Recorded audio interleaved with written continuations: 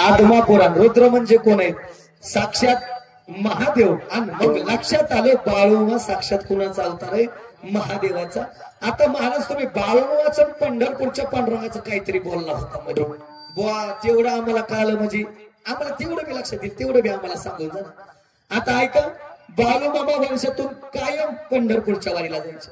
एके वारीची घटना आहे. बाळूमामा आपल्या 17 सेवेकऱ्यांसोबत पंढरपूरच्या वारीला गेले. वाळवंटात गेले, चंद्रभागेत गेले, चंद्रभागेत स्नान केलं, पुंडलिकाचं दर्शन घेतलं, पुन्हा परत वाळवंटात आले. जसे वाळवंटात आले तसं मामांच्या चरणावरती एक आमच्यासारखी सामान्य व्यक्ती येऊन नतमस्तक झाली. मामाने विचारलं, नाव? रामभाऊ उत्पात. जा. तो निघून गेल्यानंतर मामा दुपारी पंढरपूरच्या पांडुरंगाच्या मंदिरात गेले, पांडुरंगाला अभिषेक घातला. मामाने ठरवलं आजचा मुक्काम पंढरपूरच्या पांडुरंगाच्या रावळातच करायचा. आणि बाबा सायंकाळी 6 वाजता मामाच्या लक्षात आलं, या पंढरपुरात आपल्याला पांडुरंगाखेरीज दुसरं कोणी ओळखत नाही. आणि मग ती दुपारी नतमस्तक झालेली व्यक्ती नेमकी कोण असावी, म्हणून मामाने आपल्या सेवेकऱ्यांना सांगितलं, जा त्या रामभाऊ उत्पातची शोधाशोध घ्या, त्यांना माझ्याकडे घेऊन या. शोधाशोध झाली. मामा पुढे त्याला हजरही केलं. आणि मामा पुढे हजर केल्यानंतर मामाने विचारलं, नाव काय? रामभाऊ उत्पात. दुपारी तुम्ही माझ्या पाया पडला? शक्य नाही. मला ओळखता? नाही, कधी अजून कधीपर्यंत पाहिलं नाही. मग तुम्ही दुपारी माझ्या पायावरती नतमस्तक झाला? मामा शक्य नाही. अहो सेम तुझ्यासारखाच दिसणार, सेम हुबेहूब कपडे, सेम तूच आहे, नाव रामभाऊ उत्पात. अरे मग तूच आहेस ना? नाही हो मामा, माझं ब्रीद आहे, कटेवरी कर नाहीच्या देवाचे न घेमी दर्शन करायचे. जसं नामदेवरायाचं ब्रीद होतं तसं मी पांडुरंगाखेरीज अजून कुणाच्या चरणावरती नतमस्तक झालो नाही. आणि तुमच्यासारख्या सामान्य माणसाचे शक्य नाही. माहित नव्हतं ना मामा कोण. मामा म्हणे नक्की विचार करून बोलतोस? हो नक्की तेच. जा निघून म्हणले. आणि मामाने त्याला पाठवल्यानंतर मामा सोबत गेलेले सगळे सेवेकरी मामाच्या चरणावरती नतमस्तक झाले. तर मामाच्या चरणाचा सुगंध हा चंदनाचा येत होता. मग मला सांगा, चंदनाचा लेप कोणाच्या कपाळाला? पांडुरंगाच्या. आणि मग सगळ्या लोकांच्या लक्षात येऊन गेलं, मामांचं दर्शन दुसरं तिसरं कुणीच घेऊन गेला नाही, साक्षात पंढरपूरचा पांडुरंग परमात्मा मामाचं दर्शन घेऊन गेला. एवढा मोठा जनता ठिकाणी त्या पंढरपूरचे बाळू. आणि महादेवाला पंढरपूरच्या पांडुरंगाला जागा कुठे दिली मोरे महाराज? पंढरपूरच्या पांडुरंगाच्या डोक्यावरती महादेवाची पिंड येतात. मामा अवतार कोणाचे? महादेवाचा. आणि मग मामाची जागा झाली कुठे? डोक्यावरती. महाराज लक्षात आलंय, सगळं आम्हाला पटायला लागलंय. मग आता महादेव निश्चित हे बी लक्षात आलंय, पंढरपूरचा पांडुरंग मामाचं दर्शन घेतो. नवे नवे आषाढी झाल्यानंतर पंढरपूरचा पांडुरंग स्वतः भाग्यात मामाची मेंढ राखायला येतो. एवढा मामांचा अधिकार. मग महाराज लक्षात आलं, आता आम्हाला एखादं उदाहरण सांगा, या जगाची रीते फायद्याशिवाय कोणी काही करत नाही. म्हणजे विकास महाराज जरी इथं टमाटामा बोलत असला तरी नारळाच्या खालून किती मिळणार ते बघितलं. आज जरी ठरवलं नसलं, कारण ही माणसं माझ्या लय जिव्हाळ्याची, आज जरी ठरवलं नसलं तरी फायद्याशिवाय कोणी काही करताना दिसत नाही. फायदा सांगा आम्हाला काय होईल? मामांची भक्ती केली, एखादं उदाहरण द्या म्हणजे आमच्या लक्षात येईल. ऐकून जा. मामाची मेंढरं कर्नाटक प्रांतामध्ये चरत होती. आणि तिथंच एका गावामध्ये एक धनगर समाजाचा माणूस राहत होता. 1000 रुपयाचं त्याच्यावरती कर्ज होतं. काही केल्या कर्ज काही फिटत नव्हतं. त्याच्या लक्षात आलं, मामा दया घालत, मामा अनाथांची मायेत, मामा कल्पवृक्षाचं झाड आहेत, मामा प्रत्येकाची इच्छा पूर्ण करतात म्हणजे करतातच. आणि त्याच्या लक्षात आलं, मामा आपल्या शेतामध्ये येणार आहे, मामाला आपण 1000 रुपये मागू. दुसऱ्या दिवशी सायंकाळ झाली. मामाची मेंढर त्याच्या शेतामध्ये आली. आणि शेतामध्ये आल्याबरोबर मामांच्या चरणावरती तो नतमस्तक झाला. गया काय करू लागा, मामा तुम्ही कल्पवृक्षाचं झाड आहे, मामा तुम्ही कामधेनू गाय, प्रत्येकाची इच्छा तुम्ही पूर्ण करता म्हणजे करतातच. आणि आलाय तो मामाच्या दरबारात, तर ऐकून जा गड्या. या मामांच्या दरबारात आलाय ना ते पुते नगरीत, तर ऐकून जा. मामाचा शब्द आहे, बाळू मामाचा दरबार म्हणजे साक्षात जगाच्या मालकाचा दरबार आहे. या बाळू मामाचा दरबार म्हणजे साक्षात जगाच्या मालकाचा दरबार आहे. आणि जो या दरबारात येऊन निष्ठेनं माझी भक्ती करेल, निष्ठेनं माझ्या मेंढरांची सेवा करेल, एक दिवस त्याला इतकं देईल की त्याची घ्यायला सुद्धा उंचळ कमी पडेल. फक्त वेट अँड वॉच, फक्त वाट पाहावी लागेल. ते माझ्या मनानं असेल, किती द्यायचं आणि कधी द्यायचं मी ठरवणार.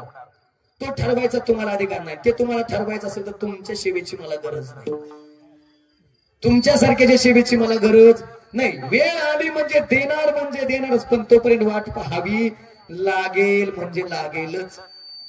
आणि ऐका, मामाच्या दरबारात शिवीला किंमत. मामांच्या मुखातलं पुन्हा वाक्य ऐकून जा.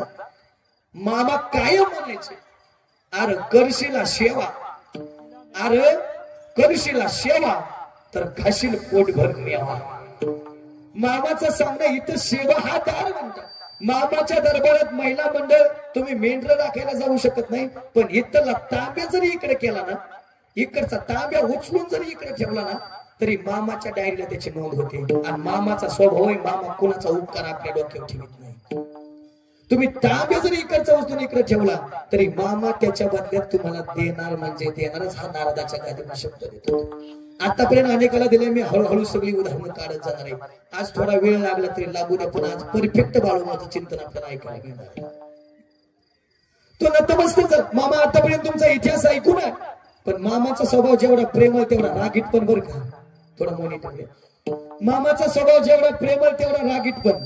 मामा जितकं प्रेम करायचे तितके रागवायचे सुद्धा. आणि जर राग आला तर मामाच्या मुखात कायम एक शिवी असायची, सुकाळीच्या.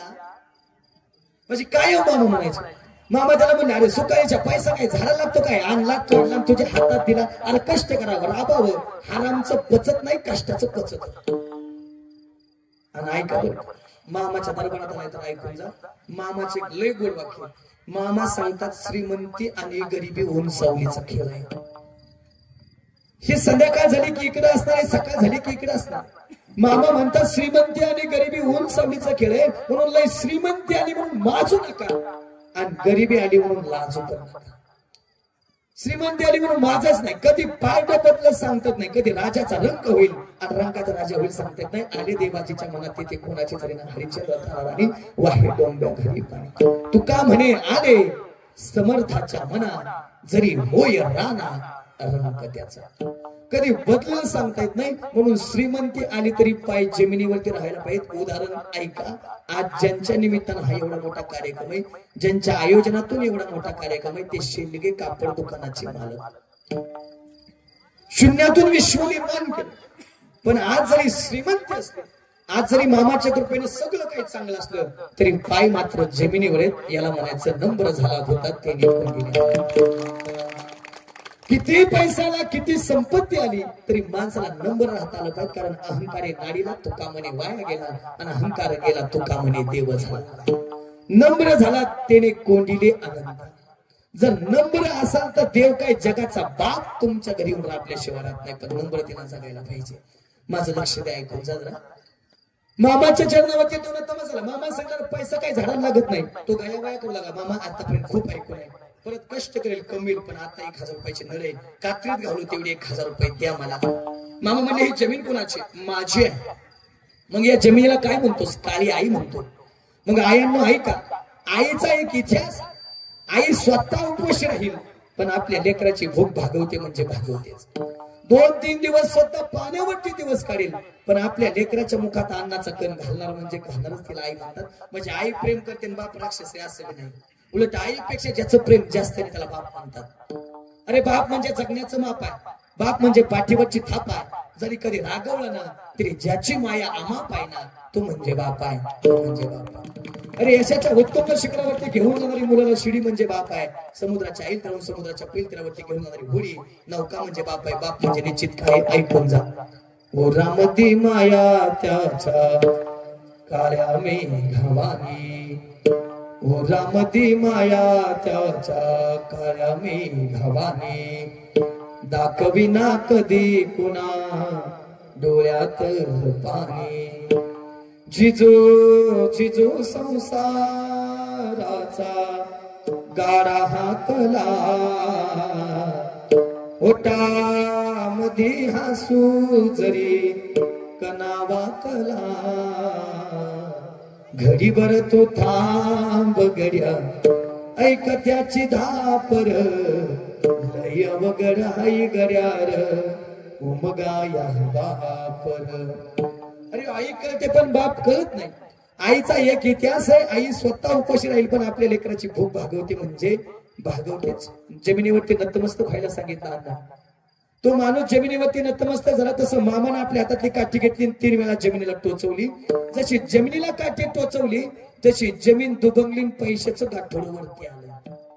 आणि मामाला सांगितलं, तुला पाहिजे तेवढं घे, तुला जे हवं ते घे. आता तिकडला भाग जरा बाजूला राहू द्या. आपल्या समोर पैशाचं गाठोडं आलं, येणार नाही, आपण काही एवढे पुण्यवान नाही.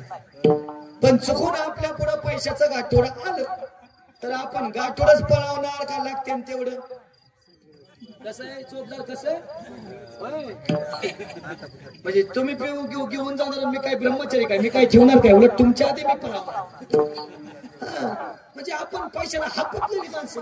त्यानं तसं केलं नाही, त्यानं गाठण सोडली, जेवढे पैसे पुरतील एवढे 1000 रुपये घेतले. मामाला सांगितलं, मामा हे तुम्हाला तपास. मामा सांगणार घे, तुझ्या जमिनीत नाही. मामा नकोय मला.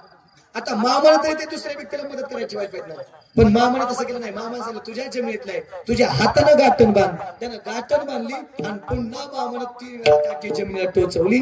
पुन्हा जमीन दुबगली, पैशाचं गाठोडं जमिनीत पुन्हा आहे असं गेलं.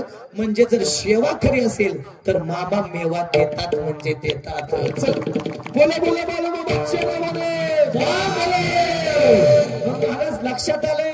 अर्धा तास झालं तर आम्ही आम्हाला पटवून देत आहे बाळूमामा अवतार कोणाचे, बाळूमामाची भक्ती केल्यानंतर मिळतं काय, हे सगळं आमच्या लक्षात आलंय. पण आता प्रत्यक्ष भक्ती करण्याची वेळ आली. आम्हाला नेमकं सांगा, जसा जन्म आहे तसा एक दिवस मृत्यू सुद्धा. पण मृत्यू येण्याच्या अगोदर आम्हालाही निरोबरासारखं म्हणायचं, काल सार्थक केला त्यांनी नव्हे, काल सार्थक केला आम्ही. पण तो शब्द उच्चारण्यासाठी आम्ही नेमकं जीवनामध्ये काय करायला पाहिजे. नाथ बाबा त्याचं किती गोड वर्णन करतायत बघा. नरदेहा दुर्लभ जाणारे, नरदेहा दुर्लभ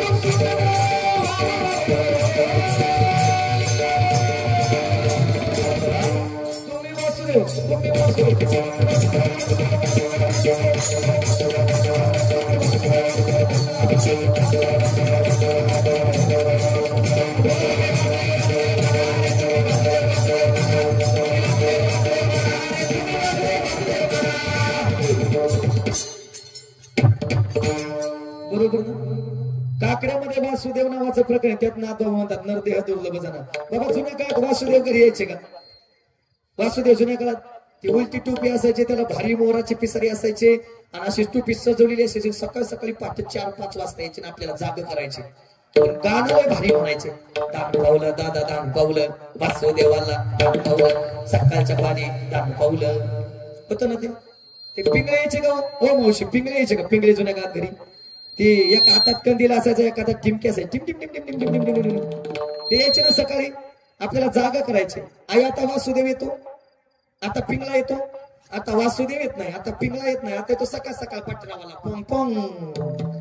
सध्या पटरेवाला माणसाला जागा करता येणार, त्यामुळेच माणसं माणसात राहिली नाही. ते जुन्या काळात ती वासुदेव येऊन नीट सांगायचं माणसाला, पैसा कसा कमवायचा, नीती कशी, माणुसकी कशी शिकवायचं.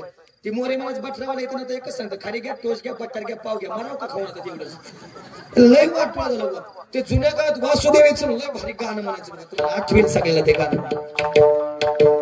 अरे वासुदेवाची ऐका गाणी, अरे जगात नाही राम रे, दाम करी का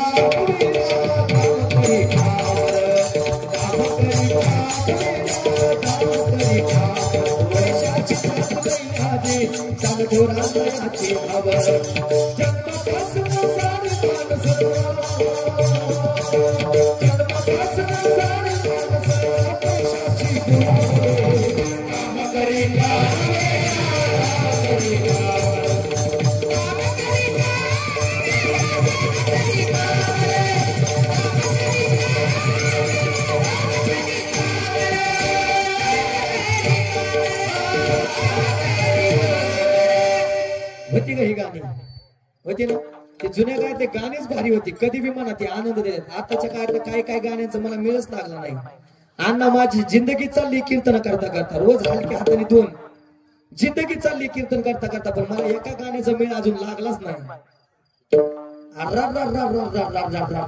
नाकमुकान नाकमुकान नाकमुकान नाकमुकान नाकमुकान आता ती गाणं नेमकं नाकाचा मुकागी म्हणते का काय म्हणते काय नाही तरी बी आमची गाबडी नाचल्याशिवाय घडत नाही. अजून एक गाणं आहे ते lungi dance lungi dance lungi dance. आता धोत्रण पेंट्या काढून लुंग्या घालायच्या का काय काय लय वाटोळ केले त्या गाण्या. नको तिकडे जायला. ती जुन्या काळात वासुदेव यायचे ते पैसा कसा कमवायचा शिकवायचं. आता माणसं लई हुशार झाली. आता माणसाला सांगायला लागली आयुष्यात माणसानं पैसा नाही कमवत त्याच्या पण माणसं पण ही खोट आहे. नाही ना खरं होणार. अहो पैसा नसेल तर माणसाचं सोनं पैसा नसेल